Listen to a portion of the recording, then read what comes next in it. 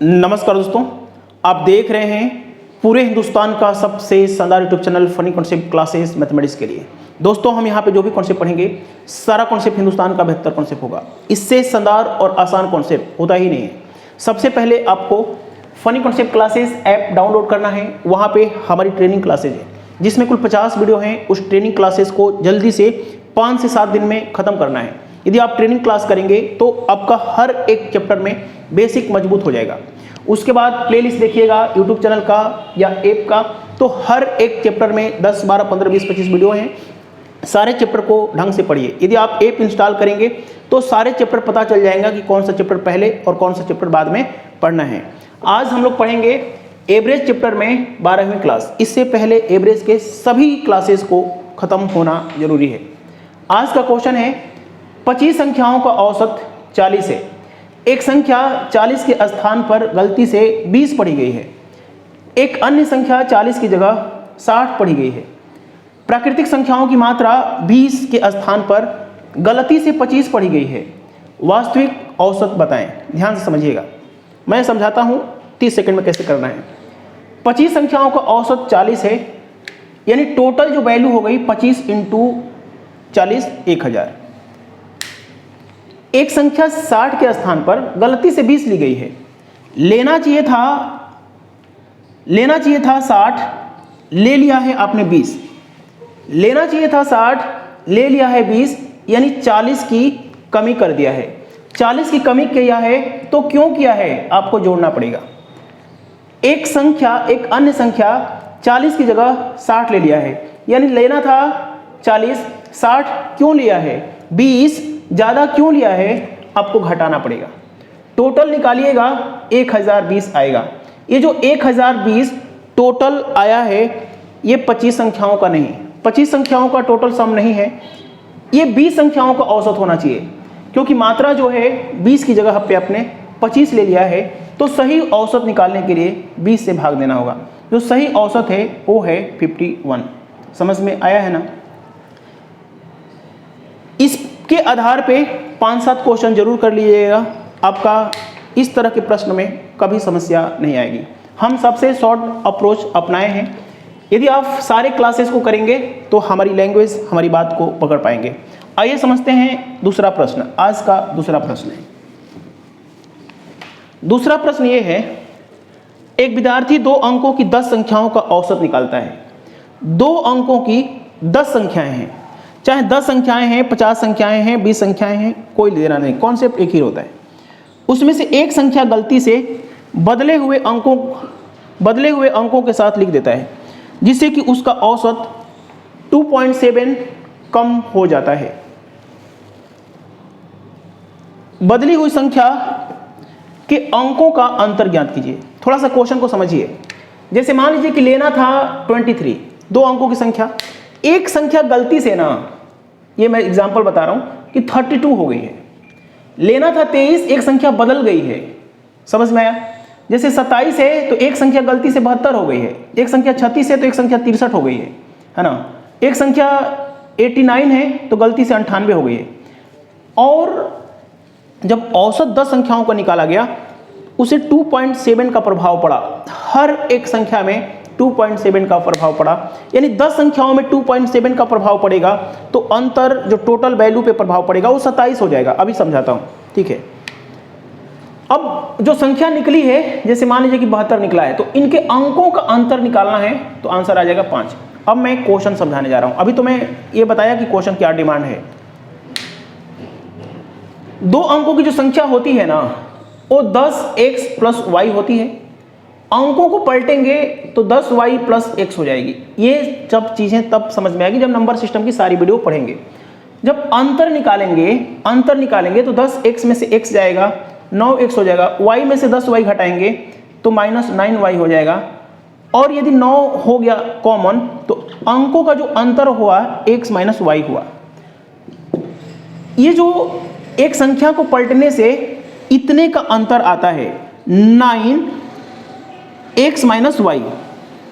एक संख्या को पलटेंगे और अंकों का अंतर करेंगे, वह संख्या सदैव 9 से डिविजिबल होती है। ये नंबर सिस्टम में आपको बताया गया है ना। लेकिन जो अंतर निकला है, अब जो संख्या पलटी गई है उनके अंकों का जो अंतर होता है इतना होता है ना। लेकिन अंतर की वजह से 2.7 का प्रभाव पड़ा है 10 लोगों में, यानी कि उस संख्या को पलटने से 27 का डिफरेंस आता है। ये जो 2.7 है ना, ये एवरेज पे प्रभाव डाल रहा है, और कितनी संख्याओं पे? 10 संख्याओं पे। तो जो 2.7 10 में प्रभाव पड़ेगा तो 27 का अंतर डिफरेंस पैदा कर देगा, 27। और x माइनस वाई है क्या? अंकों का अंतर ही तो है। तो x माइनस जो अंकों का जो अंतर होगा वो 27/9 बराबर 3 होगा। डायरेक्ट आंसर आ गया है। ऑप्शन है आपका 3, दिखाई दे रहा है ना? यहाँ पे ऑप्शन दिखाई नहीं दे रहा है तो 3, 4, 5, 6, 3 पे मार के भाग जाएंगे। ये बहुत ही बेहतरीन क्वेश्चन है, किसी भी परीक्षा में आने की संभावना है। अब इस क्वेश्चन को जल्दी से करना है ना, तो याद रखे रहिए कि एक संख्या को पलटने से इतना अंतर आता है, और 2.7 कितनी संख्याओं में का औसत है, बिगाड़ रहा है 10 संख्याओं का 27। तो जो निकला है वो निकला है 3। अंकों का अंतर, नंबर सिस्टम की सारी वीडियो पढ़ेंगे तो आपको मेरी बात 100% से समझ में आएगी, क्योंकि इस पे हमने बहुत सारे क्वेश्चन कराया है ना। आइए देखते हैं आज का नेक्स्ट क्वेश्चन। देखिए दोस्तों, ये दोनों क्वेश्चन एक जैसे हैं। इस तरीके के जितने भी प्रश्न आपको मिलेंगे आप लोग कर पाएंगे। क्वेश्चन ये है, n संख्याओं का औसत 36 है। n की वैल्यू क्या है नहीं पता है, 10 है, 50 है, 60 है, नहीं पता है कितनी है। कुछ संख्याएं हैं जिनका औसत 36 है। इन संख्याओं के 75% में से, मतलब 75% में से प्रत्येक को 6 से बढ़ाया गया, 6 से बढ़ाया गया। प्रत्येक से संख्या को 9 से कम किया गया। इन संख्याओं का नया औसत क्या होगा? बातों को समझिएगा। यदि आप ट्रेनिंग क्लास मेरे से किए होंगे तो आपको बताया गया है कि 75% 3/4 बनाता है। इसको पढ़ने का तरीका हमने ट्रेनिंग क्लास के टाइप नंबर 3 में बताया है कि ये होता है 75%, और 4 में से 3 को घटाएंगे तो ये शेष संख्या हो जाएगी। टोटल 4 संख्या है, उसमें से 75% 3 होता है, बची हुई संख्या 1 है। 75% संख्या को 6 बढ़ाया गया, यानी हर एक संख्या को हम लोग 6 बढ़ा रहे हैं, हर एक संख्या को 6 की वृद्धि कर रहे हैं, है ना। 3 संख्याएं हैं, 6 की वृद्धि कर रहे हैं। बची हुई संख्या 1, बची हुई संख्या 1 में हम लोग 9 से कमी कर रहे हैं, 9 से कमी कर रहे हैं। देखिए, यदि 3 संख्याओं को 6 बढ़ाएंगे तो 18 प्लस हो जाएगा, 18 प्लस हो जाएगा, है ना। एक संख्या को 9 से कम करेंगे तो 9 की कमी होगी। प्लस वाले का पलड़ा भारी है, इसका पलड़ा कम है, 9 प्लस हो रहा है। यदि 3 संख्याओं को छेड़ेंगे, 6 बढ़ाएंगे तो 18 प्लस हो रहा है। एक संख्या को 9 से कम करेंगे तो 9 कम हो रहा है। 18 और 9 में 9 का गैप आ गया, और कितनी संख्या में हम लोग जो गैप आया है और 4 संख्याओं में बदलाव पैदा करेगा। 1.4 दूनी 8, 4 दूनी 8, 2.5 औसत, जितना भी औसत पहले का था 36 था ना, ये 36 में 2.25 की वृद्धि करके 38.25 नया औसत कर देगा। 38.25 इज द राइट आंसर है। क्वेश्चन में दम नहीं है, कुछ भी मानेंगे ना तो आंसर इतना ही आएगा, 38.25। जो पहले का औसत है उसमें 2.25 वृद्धि कर देना है, क्योंकि प्लस का पलड़ा भारी है। यदि ये भारी होता तो हम लोग औसत घटा भी सकते थे। इस तरह के प्रश्न मिलेंगे तो आप लोग करिएगा। एकदम सेम क्वेश्चन दूसरा भी है, इसको ध्यान से देखिएगा। दूसरा क्वेश्चन क्या कहता है?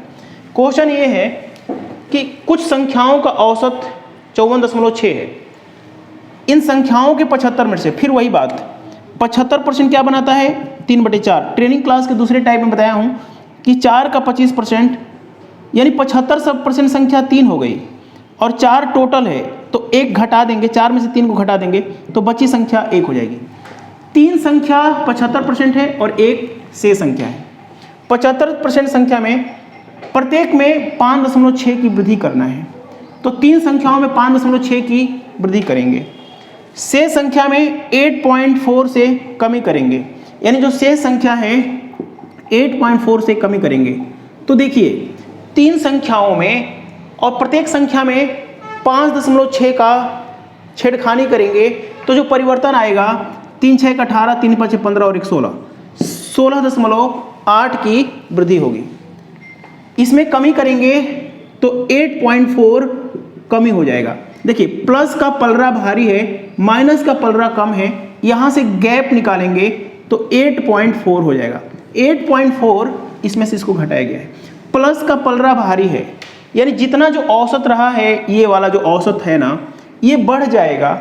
8.4 वृद्धि हो रहा है कितने लोगों में? 3 और 1 4 लोगों में। इसको भाग देंगे 2.1 बढ़ जाएगा।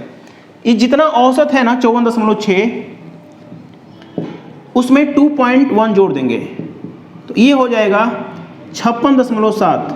56.7 ऑप्शन में मार देंगे, ये वाला ऑप्शन हो जाएगा। ठीक है, तो कितना आसान क्वेश्चन है, कितना हमने बेहतरीन समझाया आप लोग। इससे मिलते जुलते प्रश्न कोई भी मिलेगा ना तो आप लोग इस तरीके से अटैक करिएगा। आइए देखते हैं क्वेश्चन नंबर नेक्स्ट।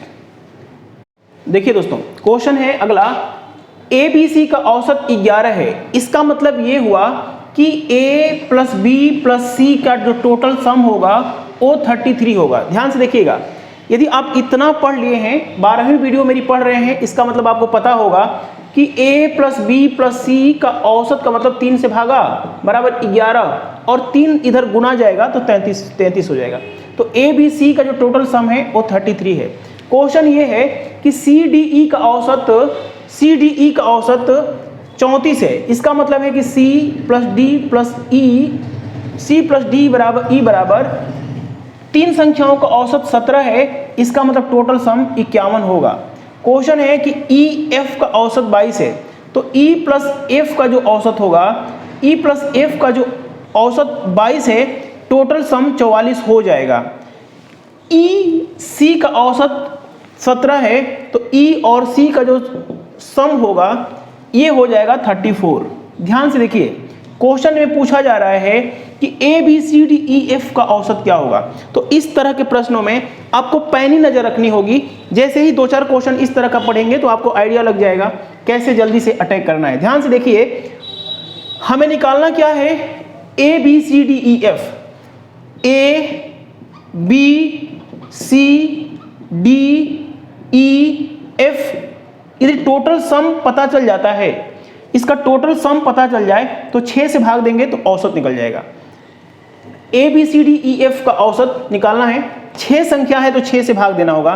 ध्यान से देखिए, यदि हम ध्यान से देखें तो C यहाँ पे एक बार यहाँ पे है, एक बार यहाँ पे है, C 2 बार आ गया है। उसके बाद E को ध्यान से देखिए, यहाँ पे E है, यहाँ पे E है, E 2 बार आ गया है। तो इस EC को गायब कर दीजिए, यानी इसको और इसको जोड़ दीजिए और 34 को घटा दीजिए। इसको जोड़ेंगे तो 3 1 4 और 4 8 हो जाएगा, 5 3 8 4 12 हो जाएगा, 128 में से 34 को घटाइए, 34 घटाइए, 8 में से 4 जगह 4, 12 में से 9, ये हो जाएगा 94। ये 94 जो आया है ABCDEF का टोटल आया है। 6 से भाग देंगे तो जो नया औसत हो जाएगा 15 6 का 90, 15 6 का 90, 15 से ही 4/6, नया औसत हो जाएगा 15 से ही 2/7। देखिए इस तरह के प्रश्न में आपको 15 से ही 2/7 इज द राइट आंसर है। इस पे आप लोग क्लिक कर देंगे, ठीक है, 15 से ही 2/7। तो इस तरह के प्रश्न जब भी आपके सामने आता है तो आप लोग क्या करेंगे? पैनी नजर रखेंगे किसको घटाना है। हमने क्या किया है, 3 को जोड़ करके लास्ट वाले को घटा दिया है। तो ये हमारा क्वेश्चन किया हुआ है, हमने जल्दी कर लिया। आप भी क्वेश्चन को कई क्वेश्चन करेंगे तो जल्दी कर पाएंगे। आइए समझते हैं। देखिए दोस्तों, मैं फास्ट इसलिए पढ़ा रहा हूँ कि मैं मान के चलता हूँ कि पीछे की सभी क्लासेस आपने कर लिए हैं, हमारे पढ़ाने के तरीके को पूरी तरीके समझ में आ गया है। आइए समझते हैं। क्वेश्चन ये है कि सप्ताह के 3 दिनों का औसत 23 है। 3 दिनों का औसत 23 डिग्री सेंटीग्रेड है। अगले 3 दिन का औसत है अगले 3 दिन का औसत है 24 है ना। पूरे सप्ताह का औसत दे रखा है। देखिए सप्ताह में 7 दिन होते हैं, इसकी जानकारी आपको होना चाहिए। तो 3 3 6 और 1, इसका तापमान नहीं पता है। पूछा है कि सप्ताह के अंतिम दिन का तापमान, अंतिम दिन का तापमान आपको फाइंड आउट करना है। पूरे तापमान का औसत दे रखा है, मतलब सप्ताह का औसत दे रखा है, पूरे सप्ताह का 23.5। तो यहाँ पे लिख दीजिए 23.5 एवरेज पता है। देखिए ध्यान से देखिएगा, ऐसा क्वेश्चन हमने करवा दिया है, आंसर खुद करके कमेंट करिएगा यदि बन जाता है तो। यदि पूरे सप्ताह का 23.5 मानते हैं तो ये ज़्यादा, ये कम क्यों है? ये 23 हो गया है, यानी 0.5 की कमी, 0.5 की कमी, 0.5 की कमी 3 लोगों में 15 की कमी पैदा करेगा, 15 की कमी पैदा करेगा। देखिए 23.5 से ये ज़्यादा है, कितना ज़्यादा है? 0.5। तो 0.5 ये ज़्यादा लेके बैठा है, तो ये हो गया प्लस 1.5, ये ज़्यादा लेके बैठा है। देखिए सप्ताह के अंतिम दिन का तापमान यदि आप 23.5 मानते हैं, 23.5 मानते हैं, ठीक है, क्योंकि सप्ताह का पूरा ये भी 23.5, 23.5, 23.5, लेकिन ये कम लेके बैठा है, ये ज़्यादा लेके बैठा है। तो ये जो ज़्यादा लेके बैठा है इसको तो दे देगा, और ये जो डेविएशन आ रहा है, 0 आ रहा है, इसका मतलब लास्ट दिन का जो तापमान है 23.5 ही है। ये बात तभी समझ पाएंगे जब आप पीछे से सारे लेक्चर को पढ़ेंगे, नोट्स बनाएंगे, समझ में। देखिए ये कम लेके बैठा था, माइनस कर दिया, ये ज़्यादा लेके बैठा है 1.5, दोनों मिलके 0 हो जाएंगे, तो सबसे लास्ट वाला तापमान 23.5 तो होगा ही होगा ना। ठीक है, कुछ यहाँ से गैप निकलता तो हम लोग सब में बांट करके 23.5 में ऐड या घटाते। ठीक है, कम आता तो घटाते, ज़्यादा आता तो सबसे भाग दे करके। पीछे से सब कुछ पढ़ लिए हैं, समझ में आ गया होगा। डेविएशन 0 हो रहा है। आज की क्लास में हम लोग इतना ही, मिलते हैं। आप लोग वीडियो को लाइक शेयर कर दीजिए। Funny concept classes app download करके ट्रेनिंग क्लासेस में 50 वीडियो जरूर पढ़िए, वहाँ पे सारे चैप्टर ढंग से आएंगे, वहाँ पे आपको एडवर्टाइजमेंट देखने को नहीं मिलेगा, बहुत सारे फायदे हैं। धन्यवाद।